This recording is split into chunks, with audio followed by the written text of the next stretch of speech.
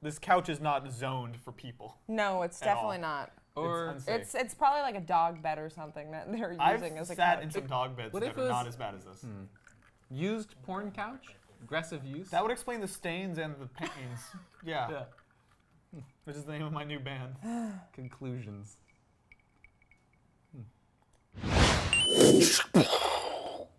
This E3 wrap-up is brought to you by Ting, mobile that makes sense. So day 0 of E3 in the books. In the bag. Done. We did it.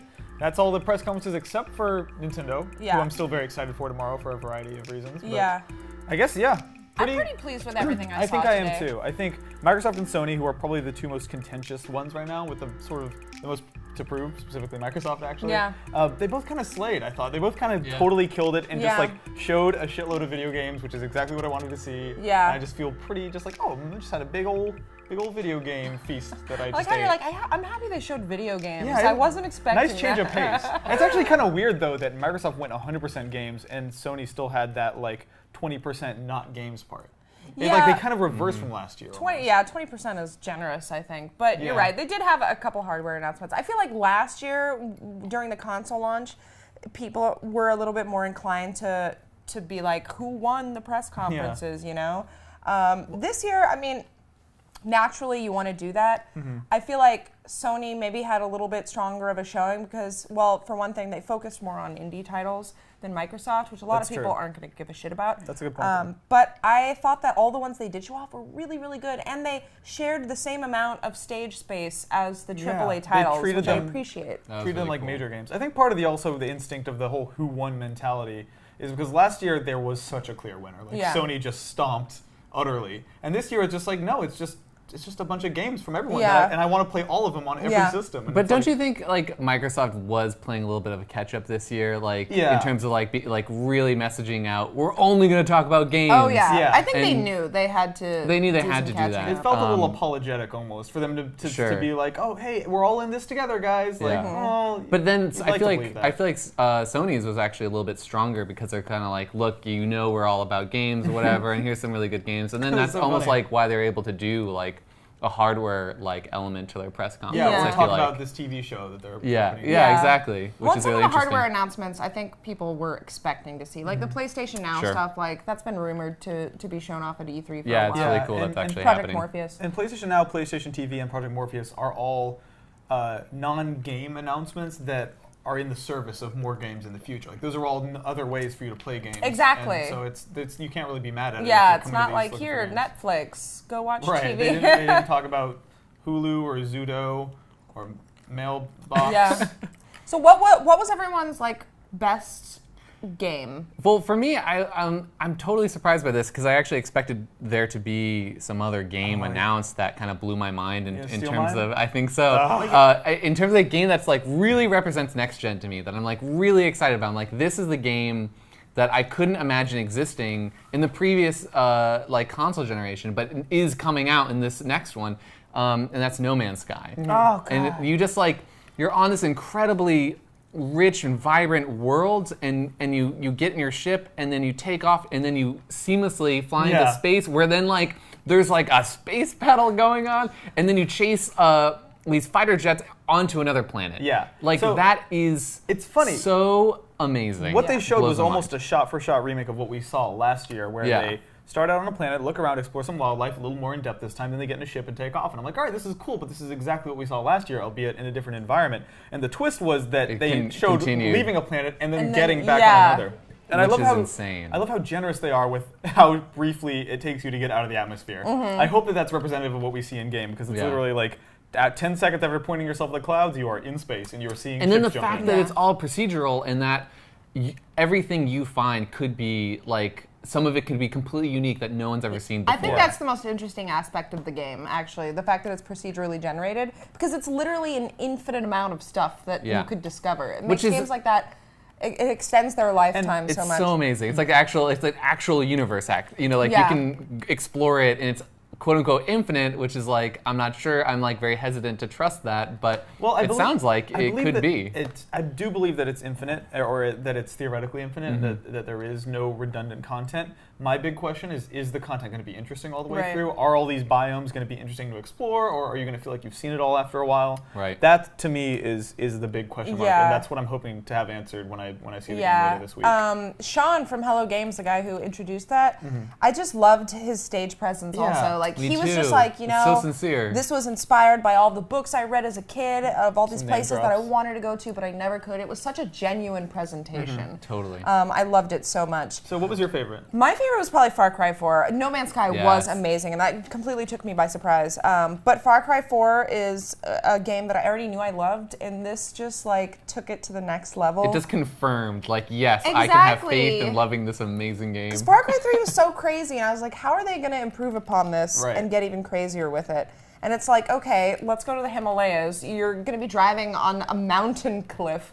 And then you're just going to like hijack a car and drive off of it and then fly off into the distance. You'll jump out the door. No big deal. Wingsuit. You're always wearing it. At all times. Hopefully you start with a wingsuit in this game, because that was one of the best parts of Far Cry 3, although a part that came too late. I think it would have been really easy for them for this gameplay thing to just show off a bunch of story shit that we would pretend to care about but don't actually care about. That's what they did for the first trailer that they showed at Ubisoft's press conference, which I actually, like, I couldn't even be disappointed by that because the villain is so awesome. Yeah, I like him, and I'm interested to see where it goes, but the reason I fell in love with Far Cry 3 was definitely not the story. It was the fact that the moment-to-moment action in that game, that clearing every encampment felt fundamentally different. That every time I approached one of those hideouts, I felt like, oh, there's like 6 or 7 ways I could do this. I could stealth it, I could go in from above, like, there was no shortage of ways to play that game, and it feels to me like a tacit acknowledgement of, we know what you loved about Far Cry 3, here's more of it, but crazier and next gen. Yeah, like, exactly. Awesome. It's exactly what I wanted. What about you?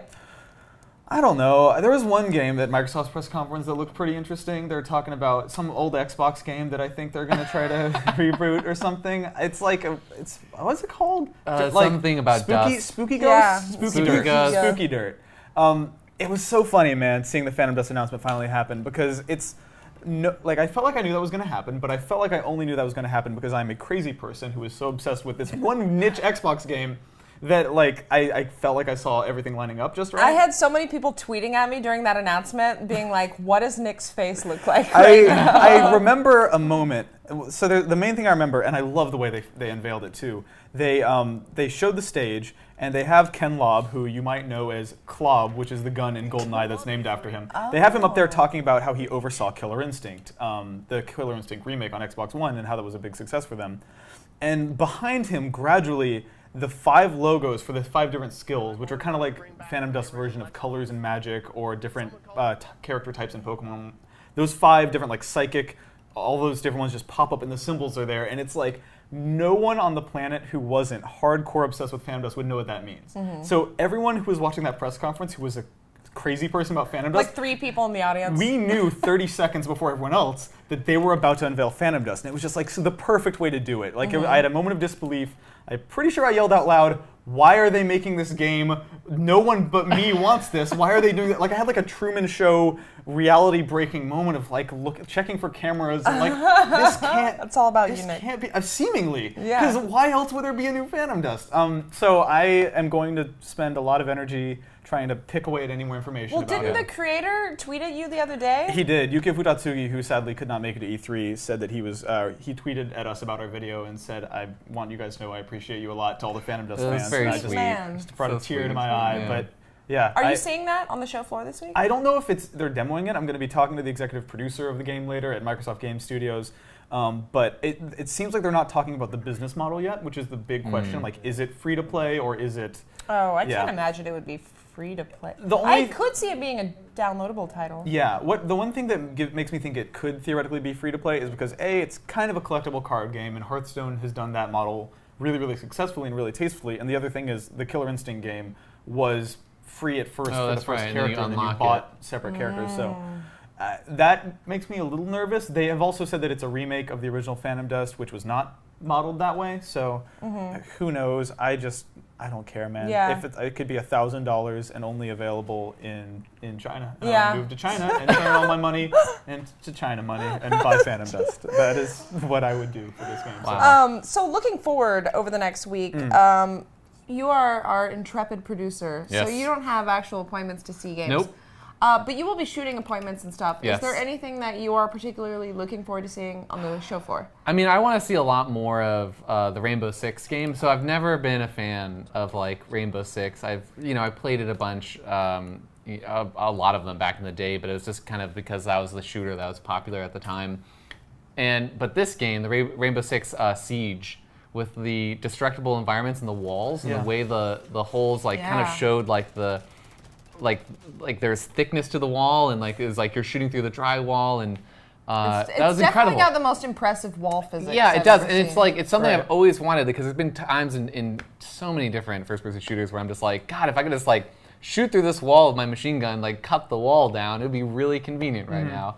And like in this game, it looks like you can. So I just want to see more of that. It's funny, when Red Faction Guerrilla came out, I kind of was like, well, this has got to be a big thing now, right? Like the ability to knock down buildings and move through any surface of any kind with your giant space mallet. Like that felt like a portent of things to come, and then nobody else really did that in the past 5 years. And hopefully that is going to be a trend. I want to shoot through walls You saw more. a little glimpse of something like that, and it wasn't really destructibility, but in Wolfenstein: The New Order, they did have those moments where you could, there were like holes cut out in the railings and stuff, and you could shoot through those. And I felt like that was a little bit novel. I feel like they're taking sort of parts of all those games, and with the new technology, they're sort of leveraging all of that to create like really awesome destructible environments that you can just completely use to your advantage. What are you really excited about over the next few days? I want to see what Nintendo has hiding. There was that game that leaked apparently from the show floor, like a stealth photo came out of a game called Mario Maker, I think, which is a 3DS game, and I want to know what exactly that is. I don't know. It's weird because at all these press conferences, we didn't see a single one of them really mention Nintendo or talk about, even the big publishers talk about putting out any games on a Nintendo platform, and yet I still find myself most excited to see how Nintendo surprises us. I think when Nintendo pulls out their like ace cards and you don't expect it, those are my favorite press conference moments. I'm just like, if they actually do show a new Zelda and it looks dope, then that's going to be like a crazy moment for me and a lot of other people. The Nintendo booth is always like one of the most fun places at E3 because everybody there is just so overcome with joy. Just happy and colorful. They're just like super hardcore Nintendo fans, and they're like so into it. I love it. Last year at E3, I wasn't here like hosting, but I was here trying to run to the show floor as often as possible because I really wanted to Street Pass Reggie. Apparently they had Reggie's Mii available for Street Passing on the 3DS, and I just kept going back and forth, standing there like pretending to care about Mario Kart 8's demo so I could Street Pass Reggie, and it didn't. I never got his Mii, so that's what I got to do this year, I guess. Yeah. I want to be friends with the Reggie Mii too. I just want to be friends with a regular Reggie. Yeah. We have an appointment to see all of the Ubisoft games tomorrow. I'm really excited about that. Obviously, Far Cry 4 is part of that. But I'm also really excited to play Borderlands, the pre-sequel, which is, I think, one of the most exciting games for me this year. You are a big Borderlands liker. I do love Borderlands. And really, like, I'm seeing so much good stuff this week. We're seeing Evolve. Dude, that game looks great still. I can't believe it. Evolve looks fantastic. I thought I'd get sick of it by now, like, as they roll out different videos, but God, it looks good. And I'm also seeing The Witcher 3, which I'm pretty excited about. I wasn't a super huge fan of The Witcher 2, but I feel like The Witcher 3, I don't know, I feel like it takes the best parts of The Witcher 2 and makes them better and then forgets about all the other stuff. I hope so. I think it looks truly open and super pretty, and that might be enough to get a lot of people through the door and into that giant fiction, you know? I hope so. So, to E3, guys. I guess E3. We're here. End of day 0. Day 1 in the bag. Day 0 in the bag. Day 0. We haven't even started day 1. So we are here at E3, and we would be remiss if we did not thank our awesome sponsor, Ting, which puts the power back into your hands when it comes to cell phone service. Yeah, so the idea with Ting is that you only pay for what you use each month. So if you use $0 worth of data, your data bill is 0. If you only send like 500 text messages, that's only $3. It all scales according to how much you're using, which actually ends up saving you a lot of money. Yeah, the average Ting user only pays $21 per month for a device, which is less than a fifth of what I pay total. Yeah. They actually have a savings calculator that shows you how much you would save over the course of 2 years by switching to Ting from your current provider. Currently, I use Verizon Wireless. I pay over $100 a month for my cell phone bill, which is outrageous. And they said that they could save me $600 over 2 years by switching to Ting, which is insane to me. That's a lot of money. That's a video game system and a It half. is. I could buy all of the video games with this money. They've also pointed out that 98% of current mobile users in the United States would save money by switching to Ting, so you have literally no reason not to check and put your bill in the calculator. So if you want to check out the savings calculator and see how much money you would save, just head over to rev3games.ting.com. If you sign up with that link, also, you will get $25 off your first monthly bill. So literally nothing to lose here. Yeah, and it supports Rev3 Games. It supports our E3 coverage when you go check out that link. So yeah, rev3games.ting.com. There is literally no reason not to check it out. Nothing to lose.